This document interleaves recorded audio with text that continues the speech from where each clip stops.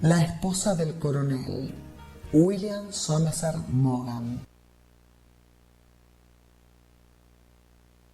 Todo lo que aquí escribo sucedió 3 años antes de empezar la guerra. Los Peregrine estaban desayunando. Se hallaban solos y la mesa era larga. Pero aún así, cada uno se sentaba a un extremo de ella. En las paredes campeaban los antepasados del Jorge Peregrine, retratados por los pintores de moda en sus tiempos. El mayordomo trajo el correo de la mañana. Había varias cartas de negocios para el coronel, así como el Times y un paquete dirigido a su esposa, Ivy. Jorge abrió las cartas y después, desplegando el Times, comenzó a leerlo. El matrimonio acabó de desayunar. Ambos se levantaron. El coronel notó que su mujer no había deshecho el paquete. «¿Qué es eso?», preguntó. «Unos libros». «¿Abre el envoltorio?». «Si quieres». El coronel aborrecía andar desempaquetando cosas. Deshizo el bulto con alguna dificultad. «Si son todos iguales», exclamó. «¿Para qué diablos quieres 6 ejemplares del mismo libro?». Abrió uno de ellos. «Es de versos, aunque se desmoronen las pirámides». La autora era E.C. Hamilton, es decir, Eva Catalina Hamilton, el nombre de la mujer del coronel. Este miró a Ivy con risueña sorpresa. «¿Es posible que hayas escrito un libro? ¡Qué inteligente eres!». «No te avisé porque no creí que te interesara. ¿Quieres un ejemplar?». «No me atrae la poesía, pero te lo agradezco. Lo llevaré a mi despacho para leerlo. Claro que esta mañana tengo mucho que hacer». Recogió el diario, las cartas y el libro y salió. Su despacho era grande y contenía un amplio pupitre, varios sillones y algunos trofeos de caza en las paredes.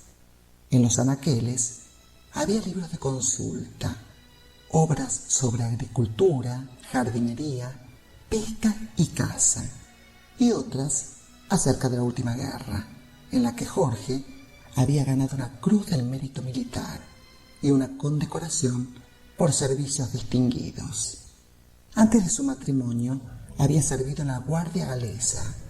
Al acabar la guerra, pidió el retiro y empezó la vida de un caballero rural en la espaciosa casa, cita a 20 millas de Sheffield, que construyera uno de sus antepasados bajo el reinado de Jorge II.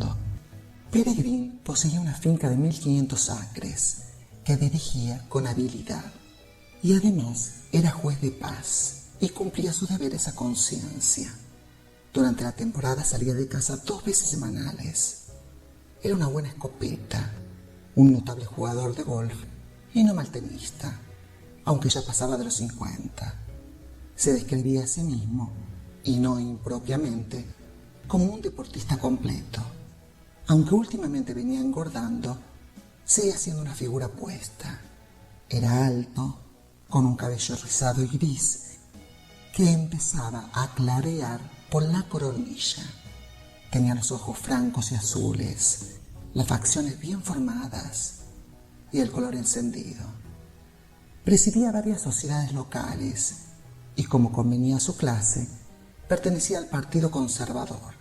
Consideraba un deber atender al bienestar de los que trabajaban en sus fincas y le agradaba que Ivy visitara a los enfermos y socorriese a los pobres. Había construido un hospital para el pueblo y pagaba de su bolsillo los gastos de una enfermera. De los beneficiarios de su liberalidad, solo pedía una cosa: que votaran en las elecciones por su candidato.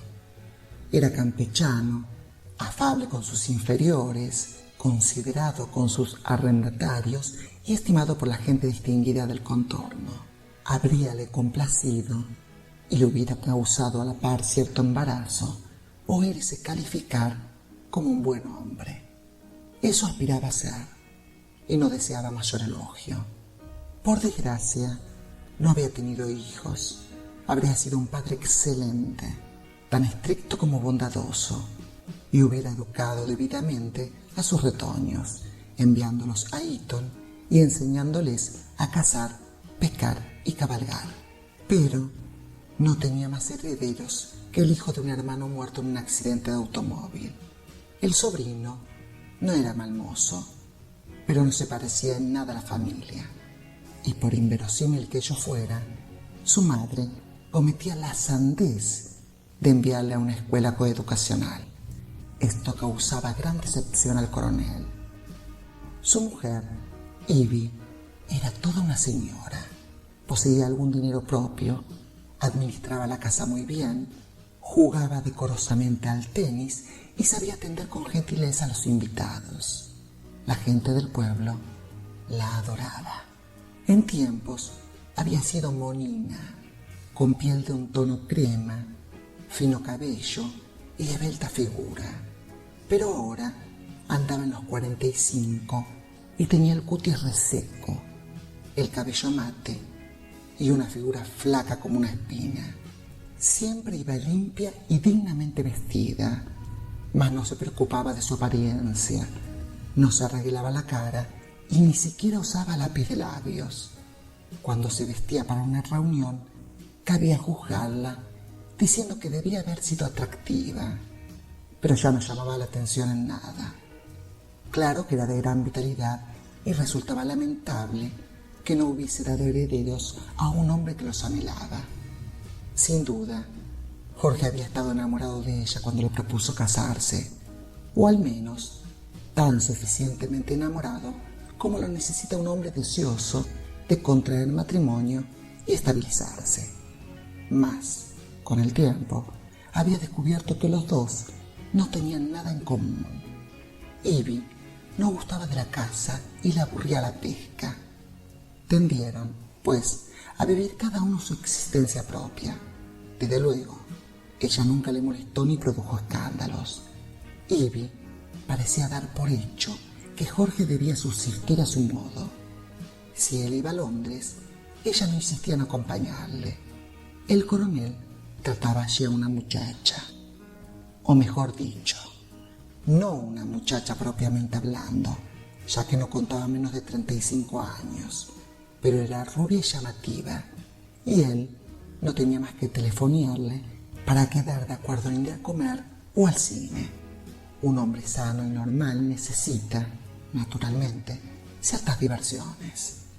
Y Jorge solía pensar que, de no haber sido Ivy tan buena mujer, hubiese sido mejor esposa. Tal pensamiento, con todo, no era grato, y el coronel solía eliminarlo de su mente. Jorge Peregrine concluyó de leer el Times y, como hombre considerado que era, tocó el timbre y encargó al mayordomo que llevase el periódico a Ivy. Eran las 10:30 y a las 11 tenía una cita con uno de sus colonos. Así pues, le sobraba media hora. «Demos un vistazo al libro de Ivy», se dijo. Lo cogió sonriendo. Ivy guardaba en su habitación muchos libros graves que no le interesaban al coronel Lunardite, pero, pues le gustaban a ella, nada quería objetar. Advirtió que el volumen que sostenía en la mano no pasaba de 90 páginas y lo celebró. Compartió el criterio de Poe respecto a que los poemas deben ser breves. Y al volver las páginas, notó que muchos de los trabajos de Ivy estaban escritos en verso irregular y sin consonantes. Esto no le agradó. Recordaba haber aprendido de niño un poema que empezaba: «Estaba el mozo en el ardiente puente». En Eton había tenido que aprender también la mitad de otra composición, cuyo verso inicial rezaba: «La ruina te amenaza, rey implacable». El rey era Enrique V. Miró consternado las páginas de Ivy y murmuró: «A esto yo no lo llamo poesía». Pero todos los trabajos no eran iguales. Los había de 8 o 10 sílabas y aún más largos. Algunos rimaban y estaban medidos. Varias páginas presentaban el título Sonetos, y Jorge, contando los versos, halló 14 en cada uno. Los leyó, pero no entendió bien su significado, y repitió para sí: la ruina te amenaza, rey implacable. Pobre Ivy, suspiró. Entró en aquel momento el campesino a quien esperaba. Le saludó y los dos se aplicaron a sus asuntos. He leído tu libro, Ivy, dijo el coronel mientras comían. Es muy bonito. ¿Te ha costado mucho la impresión? No, lo envié a un editor y tuve la suerte de que me lo tomara. No creo que la poesía dé mucho dinero, dijo él en tono afectuoso. Lo mismo pienso. ¿Qué quería Bannock de ti? Bannock era el labriego que había visitado a Jorge por la mañana. Pedirme que le anticipe dinero para comprar un toro de casta. Como es un buen hombre, casi estoy por acceder. Notando que Ivy no hablaba de su libro, el coronel se alegró de cambiar de plática. Le complacía que ella hubiera tenido su nombre de soltera, porque Jorge, orgulloso de su insólito apellido, no hubiera mirado con satisfacción que cualquier critiquilio lo pusiese como no digan dueñas. En las semanas siguientes no aludió al libro, ni Ivy tampoco. Dijérase que se trataba de un lance desagradable que los dos eludían mencionar. Pero luego sucedió una cosa extraña. Estando un día comiendo en Londres con su amiga Daphne, ésta le dijo: ¿es tu mujer la autora de un libro del que todos hablan? ¿Qué diablos estás diciendo? Yo conozco a un crítico. La otra noche comí con él y vi que llevaba un libro. ¿Lo has traído para mí?, le interrogué. No te gustaría. Es de versos y acabo de repasarlo, contestó. No me agradan los versos, repuse. Estos son muy fuertes y se están vendiendo como pan bendito. Es una obra muy buena, me dijo. ¿Y el autor? Es una mujer apellidada Hamilton, pero su nombre real, su apellido, quiero decir, es Peregrine. ¡Qué curioso! Yo conozco a un tal Peregrine, dije. ¿Un coronel del ejército que vive cerca de Sheffield?, preguntó mi amigo. Preferiría que no hablases de mí con tus conocidos, apuntó molesto Jorge. ¿Por qué me tomas? Afirmé que no eras el mismo. Y mi amigo añadió: dicen que es un coronel típico, muy obtuso de mollera. Jorge, que sabía encajar una broma, contestó: pues no dicen más que la verdad, pero comprenderás que si mi mujer escribiese un libro, yo sería el primero en saberlo. La cuestión no interesaba a Daphne, que la olvidó en cuanto Peregrine habló de otro asunto, y él procuró olvidarla también. El crítico amigo de Daphne debía de ser un mentecato. ¿Qué habría pensado Daphne si supiera que aquellos versos tan fuertes consistían en absurdidades sin rima ni metro? Como era miembro de varios círculos, comió al día siguiente en uno de la calle de St. James. Pensaba volver a Sheffield en un tren de la tarde, y mientras, sentado en un cómodo sillón, bebía una copa de jerez antes de entrar en el comedor, un antiguo amigo le saludó. ¿Qué hay, muchacho? Estarás encantado de ser marido de una celebridad. Jorge creyó notar una expresión irónica en los ojos del hombre. No sé de qué hablas. Vamos, Jorge. Todos sabemos que E.C. Hamilton es tu mujer. No es corriente que un libro de versos tenga tanto éxito. Mira, Enrique Dashwood va a comer conmigo y sé que tiene interés en conocerte. ¿Quién diablos es ese tipo y por qué hemos de conocernos? Ya sé que vives en el campo. Enrique es el mejor de nuestros críticos. ¿No te ha enseñado Ivy la crónica que ha dedicado a su libro? Antes de que Jorge respondiera, su amigo llamó a un sujeto alto, barbudo, encorvado, con ancha frente y larga nariz. El tipo exacto de hombre hacia quien Jorge hubiese sentido antipatía a primera vista. Se hicieron las presentaciones. Dashwood se sentó. Si estuviera su esposa en Londres, me gustaría hablarle, dijo. Prefiere vivir en el campo, repuso Jorge, frío. Me ha complacido mucho la carta en que agradece mi crítica. Por lo general, los críticos no recibimos más que injurias.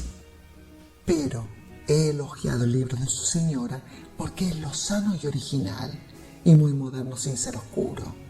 Su mujer maneja los versos libres tan bien como los clásicos. Y añadió, creyendo obligada a la crítica en un crítico, a veces se nota que le falta un poco de oído. Mas igual sucede con Emily Dickinson. Algunos de sus repasos líricos son dignos de Landor. Todo esto era incomprensible para Peregrine, que ya juzgaba a Dashwood un pedante. Pero, como hombre cortés, el coronel respondió adecuadamente y su interlocutor prosiguió. Lo más notable del libro es la pasión que late en todos sus versos. Muchos poetas jóvenes son fríos, anímicos, obtusamente intelectuales.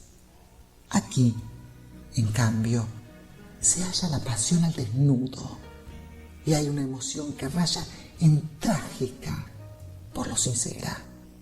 Con razón, dijo Heine, que el poeta convierte sus penas en poemas. Leyendo las desgarradoras páginas de su esposa, he pensado a veces en Safo.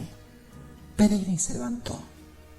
Es usted muy amable y mi esposa se sentirá encantada del éxito de su tomito. Pero me permitirán que les deje. He de coger un tren pronto y quiero comer un bocado. Y camino del comedor pensaba, condenado imbécil. Llegó a casa poco antes de cenar y halló que Ivy se había llevado del despacho su libro. Jorge había pensado examinar un trabajo del que tanto se hablaba, pero no lo halló. Necia, se dijo. ¿Estaría molesta? ¿No le había él asegurado que encontraba bien la obra? No podía elogiarla más, pero daba lo mismo. Encendió su pipa y leyó Phil hasta que se sintió soñoliento. Y una semana después fue a pasar el día en Sheffield. Mientras almorzaba en su círculo, se le acercó el duque de Avril, máximo magnate del local. Jorge le conocía muy poco y le sorprendió que el duque se aproximara a su mesa. Lamentamos mucho que su esposa no pueda pasar con nosotros el fin de semana, dijo Avril con cordialidad. Irá mucha gente agradable. Jorge, asombrado, comprendió que los Avril les habían enviado una invitación que Ivy debió declinar sin anunciárselo. Pero, reaccionando, afirmó que también él lo lamentaba. Esperemos tener más suerte la próxima vez, declaró afablemente el duque, apartándose. Peregrine, muy enojado, dijo a su mujer al volver a casa: ¿Por qué diablos nos han invitado los Avril? ¿Y por qué infiernos has rehusado la invitación? No nos habían invitado nunca y su coto es el mejor del país. No se me ocurrió. Creí que te aburrirías. Podías, al menos, haberme preguntado si quería ir o no. Lo siento. Él, mirándola, notó algo raro en su expresión. Presumo que nos invitaron a los dos. ¿Eh? Ivy se ruborizó. ¿Realmente? Solo a mí. Pues eso es una condenada grosería. Creerían que no te hubiera agradado la gente que iba a reunirse allí. La duquesa gusta de tratar con escritores y gente de esa clase. ¿Sabes? Está en su casa el crítico Dashwood, que al parecer desea conocerme. Pues hiciste bien en rehusar, Ivy. Es lo menos que podía hacer, sonrió ella. Pero, y vaciló, mis editores, Jorge, quieren obsequiarme con una comida a fines de mes y desean que asistas tú. No es cosa que me agrade. Te acompañaré a Londres y comeré con cualquiera. Con Daphne, pensaba. Sí, seguramente será una pesadez. Claro que insisten tanto. Y al día siguiente de la comida, un editor americano que se lleva el libro para publicarlo en su país me obsequia con un cóctel en el Claridge. Me gustaría que existieses. No me halaga mucho la perspectiva, pero si quieres, te lo agradeceré. En la reunión, Peregrine se sintió desconcertado. Había mucha gente. Aunque algunos no tenían mal aspecto y aunque varias de las mujeres parecían irreprochables, la mayoría de los hombres resultaban odiosos. Presentaron a Peregrine como el esposo de S. Hamilton. Los hombres no dijeron nada.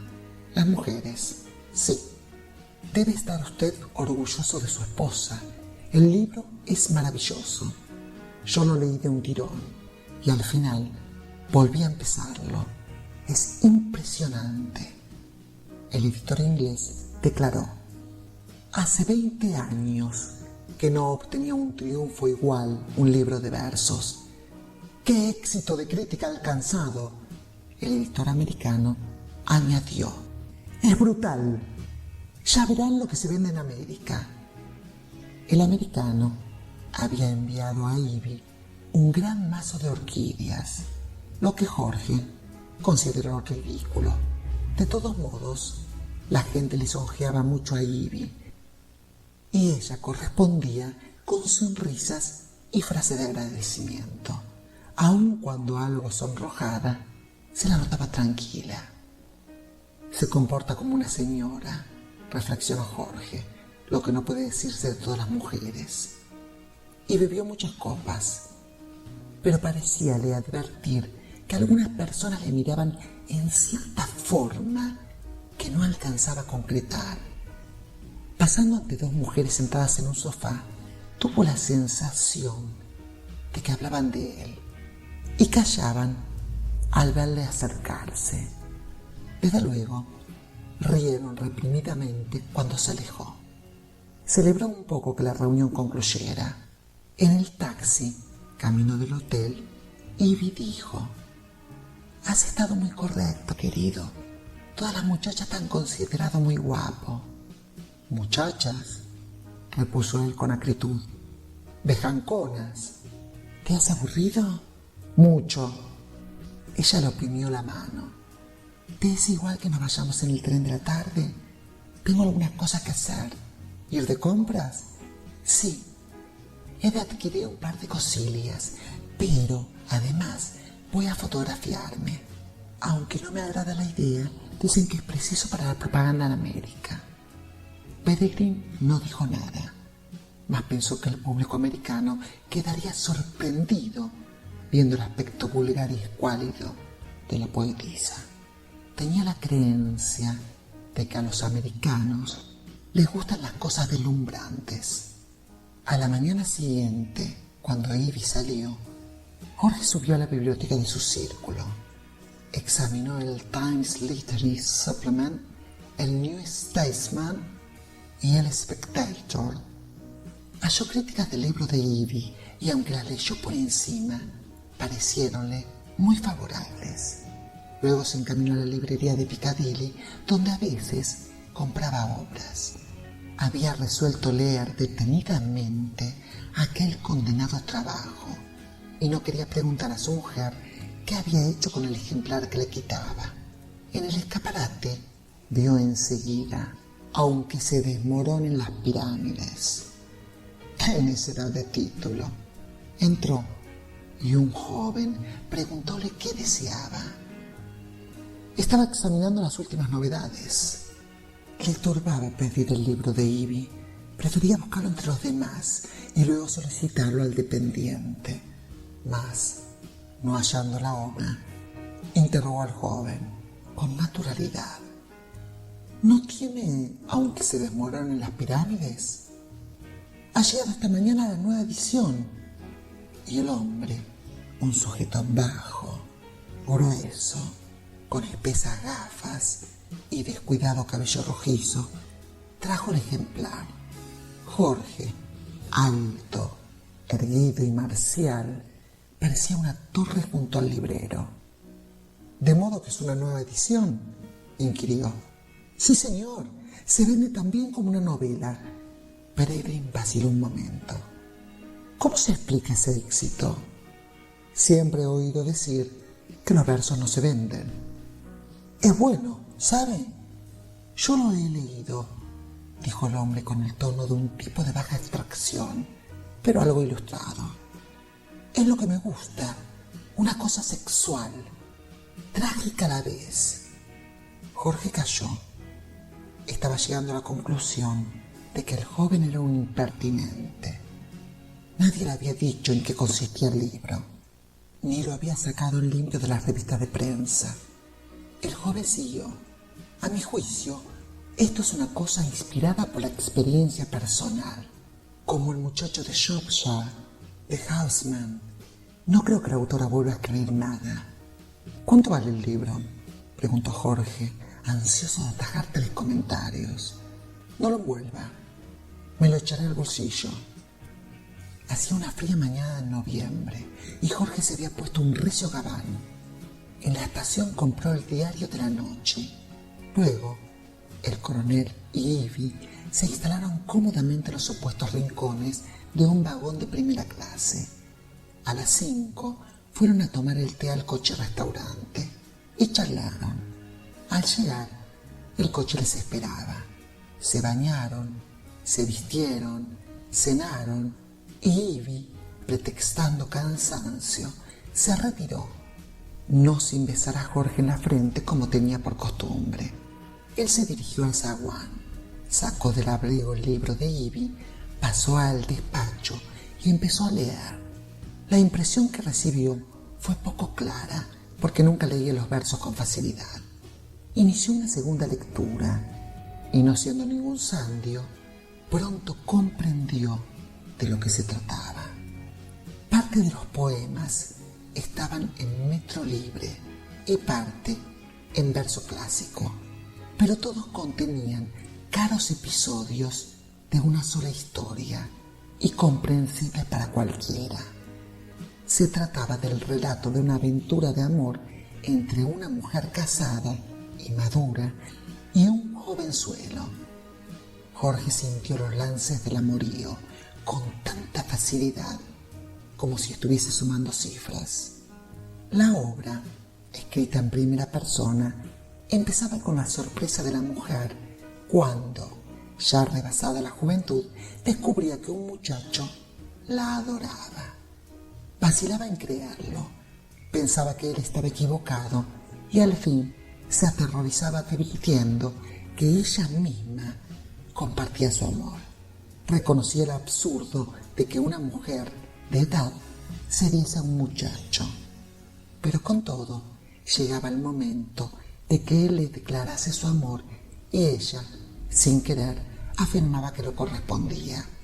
Él le propuso huir juntos, mas la protagonista no podía abandonar a su marido. ¡Qué vida! Por ende, esperaba una pareja formada por una mujer ya declinante y un hombre tan joven. Él, impetuoso en su amor, insistía y al fin ella, espantada y deseosa, se le entregaba. Siguió a esto un periodo de estática dicha. El rutinario mundo de todos los días irradiaba gloria. Cantos de amor brotaban de la pluma de la autora. La mujer idolatraba el joven cuerpo estatuario y viril. Jorge se ruborizó leyendo las descripciones de su mujer. Con razón había dicho Daphne que los versos eran muy fuertes y muy asquerosos.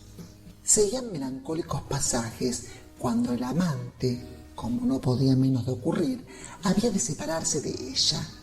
Y a la postre, la poetisa estallaba en un grito aseverativo de que la felicidad pasada justificaba sobradamente la tristeza presente. ¿Cómo pintaba los efímeros momentos de amor que habían compartido? Había creído la protagonista que la cuestión duraría solo unas pocas semanas, pero uno de los poemas refería que, milagrosamente, habían transcurrido 3 años de amor. Él seguía instándola a que huyesen a Túnez, a una isla griega o a Italia, para estar siempre juntos. Mas ella le aconsejaba dejar correr las cosas. ¿Acaso se debiera a lo precario de su aventura, a la necesidad de andar siempre ocultándose, el que su amor durase tanto? Y al fin el joven murió. Jorge no pudo descubrir cómo ni cuándo. Seguían largos clamores de desgarradora desesperación que, para colmo, la infeliz tenía que ocultar. Había de parecer animada, presidir comidas, hacer visitas, conducirse como de costumbre, y ello mientras la luz de su vida se había extinguido y la congoja la abrumaba. Las 4 últimas estrofas declaraban que la autora, tristemente resignada a su suerte, daba gracias a los poderes invisibles por haberle concedido durante 4 años la única dicha a que el ser humano puede aspirar en la tierra. A las 3 de la madrugada, Jorge dejó el libro. En cada verso le había parecido oír la voz de Ivy repitiendo frases y hablando de cosas que eran tan familiares para él como para ella. Sin duda, Ivy decía con toda claridad su propia historia. Había tenido un amante que ya no existía, y Jorge no sentía tanta ira, abatimiento u horror como asombro ante el hecho de que Ivy pudiese haber tenido un amante. Escuchar el relato de semejante pasión le parecía tan inverosímil como que la trucha disecada que guardaba en su despacho hubiese de pronto movido la cola. Ahora era comprensible la expresión irónica de las gentes con quienes había hablado en el círculo. Ahora resultaba indudable que Daphne, al hablarle de la obra, se había burlado de él. Y ahora hallaba explicación a la risa que oyera a las 2 mujeres el día del cóctel. Sudoroso y enfurecido, corrió hacia el cuarto de Ivy, resuelto a despertarla y exigirle una explicación. Pero en la puerta se detuvo. ¿Qué pruebas poseía? Un libro. Y un libro que él mismo había calificado de bonito ante Ivy. Reconocer ahora que no lo había leído era quedar en ridículo. Tengo que vigilarla, se dijo. Acordó acostarse y meditar el asunto 2 o 3 días. Pasó un rato sin dormir. Que esto le haya ocurrido a Ivy, pensaba. Se reunieron a la hora del desayuno. Ivy se mostraba, como siempre, plácida, recatada y negligente, cual una mujer madura que ya no se cuida de su apariencia. Jorge tuvo la impresión de no haberla mirado durante años seguidos. Ivy conservaba su serenidad usual. Sus ojos, de un pálido azul, brillaban límpidos. Ningún signo de culpa oscurecía su frente clara. Hizo los comentarios menudos que solía hacer. Es agradable volver a casa después de esos 2 días en Londres. Incomprensible. A los 3 días, Jorge visitó a Enrique Blaine, su abogado y antiguo amigo. Vivía no lejos de Peregrine y con frecuencia cada uno cazaba en el coto del otro. 2 días de la semana, Blaine vivía como un hidalgo rural, mientras pasaba los otros 5 leguleyamente atareado en Sheffield. Era alto y robusto, campechano, risueño y jovial. Parecía fundamentalmente un señor campesino y solo, incidentalmente, un abogado. Pero era sagaz y experto. ¿Qué te trae por acá, Jorge?, exclamó cuando el coronel entró en su despacho. ¿Te has divertido en Londres? Yo voy a llevar allí a mi mujer unos días la semana próxima. ¿Ivy? Por ella vengo. ¿Has leído su libro? Su sensibilidad se había agudizado en aquellos días y notó sin dificultad que el abogado parecía abroquelarse tras cierto aire de reserva. Sí, un gran éxito, ¿eh? Mira que dedicarse Ivy a la poesía es maravilloso. Jorge perdió la paciencia. Ese libro me deja en ridículo. ¿Por qué, Jorge? ¿Qué mal hay en que Ivy escriba? Debías enorgullecerte. Déjate de bobadas. Bien sabes que es su propia historia y los demás lo saben también. Probablemente yo soy el único que no conoce quién fue su amante. ¿Y la imaginación, amigo? ¿Qué pruebas tienes de que todo eso no es una fantasía? Oye, Enrique, somos amigos de siempre. Séme franco, mírame a la cara y dime si te parece posible inventar tal cosa. Blaine se movió con desasosiego. Qué preocupado estaba el pobre Jorge. No me preguntes eso. Pregúntaselo a ella. No, repuso Jorge tras un angustiado silencio, porque no me diría la verdad. Hubo una pausa violenta. ¿Quién era el sujeto? Blaine le contempló con fijeza. No lo sé, ni te lo diría si lo supiera. Grandísimo puerco. ¿No ves la posición en que estoy? ¿Crees agradable hallarse en tan completo ridículo? El abogado, encendiendo un cigarro, fumó en silencio. No sé en qué puedo servirte. Tú debes conocer a algún policía particular. Encárgale de averiguar esto. No está bien seguir a la mujer propia con policías privados. Y aún suponiendo que Ivy tuviera alguna aventura, ello debió suceder hace años. Y no se hallarán indicios. Parece que los dos encubrieron muy bien la cosa. No importa. Dale encargo a un policía. Quiero saber la verdad. No, Jorge. Si quieres hacerlo, hazlo por tu cuenta. Y aunque tuvieses pruebas, ibas a divorciarte de tu mujer por una infidelidad cometida hace 10 años. Pues he de averiguarlo todo. Bien sabes que Ivy entonces te abandonará. ¿Estás dispuesto a consentirlo? Jorge le miró con inquietud. No sé. Siempre la he creído muy buena conmigo. Rige muy bien la casa. Nunca tenemos dificultades con la servidumbre. Cuida el jardín. Y trata con gentileza a todos. Pero he de pensar en mi dignidad. ¿Cómo voy a convivir con una mujer que me fue tan enormemente infiel? ¿Le has sido tú siempre fiel? Sí, o poco menos. Llevamos casi 24 años casados y Ivy nunca ha servido para ciertas cosas. El abogado arqueó las cejas, pero Jorge, absorto en la práctica, no lo notó. De vez en cuando me divierto con una muchacha. Eso para los hombres constituye una necesidad. En cambio, las mujeres son diferentes. Blaine sonrió. Eso es lo que decimos los hombres. Ivy es la mujer más remilgada y de quien menos podía esperar semejante extravío. ¿Por qué habrá escrito esa condenada obra? Porque la aventura debió de ser muy impresionante y a Ivy debe aliviarla el desahogar su pecho. ¿Por qué no usó un seudónimo? Usó su nombre de soltera. Le parecería bastante, como lo hubiera sido de no tener el libro tanto éxito. Jorge y el abogado se sentaban frente a frente, separados por la mesa. Jorge con la barbilla en el codo. Frunció el ceño. Es indignante no conocer quién era el individuo. Por lo que sé, lo mismo pudo ser un caballero con un labrador o que el pasante de un abogado. Blaine no sonrió. Conociendo a Ivy, dijo tolerante, es de suponer que eligiera bien. De todos modos, no se trató de un pasante de mi bufete.